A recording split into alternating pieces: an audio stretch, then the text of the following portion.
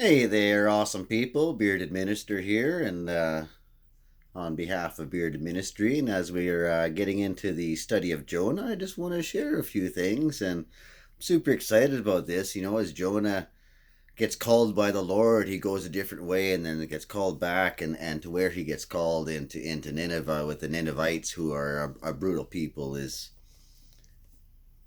man, I just feel the similarities to my call, just like I did in Job, and I read for you that from honestly this one here quickly is going to come from the Joyce Meyer Bible just because I love what it says. I got it starred here, and so we'll start out this with just this little devotion from Joyce Meyer. It says there are several examples in the Bible of godly men and women such as Jonah, as in Jonah 1:3. Just talked about him running away to Tarshish to go to Joppa, and then he ends up in the fish on the boat.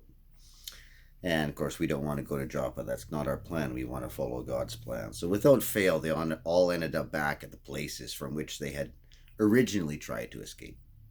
Their stories prove that we never really get away from things by running from them. We can't run from what's up here. It's impossible. The truth is, God's plan continues to chase us. The only way we can be free is to stop trying to avoid it.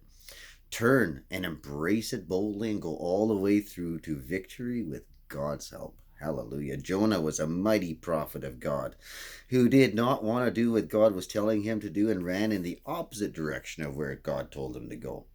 He ended up in a very bad situation, eventually cried out to God for help. Jonah 2:9. God help, God help, God help. In response, God sent Jonah back to the same place and with the same instructions as he had given him before he disobeyed and invited such misery into his life. Don't we do that all the time? Goodness gracious. No matter what we think, the simple truth is that God is wiser than we are. And our doing things his way is always the best policy. We cannot ignore that truth and go our own way because we will ultimately come face to face with the consequences of our own choices. Thank God it's never too late to begin again. Jonah repented of his sin, received God's mercy, and was given a fresh start to fulfill God's plan in his life. The same principle applies to you and me. As we go forward in the 2 Corinthians 5:17 year, putting off the old and off with the old, on with the new, back in Lamentations, make room for the new, Revelation, write about these new things as I am telling you.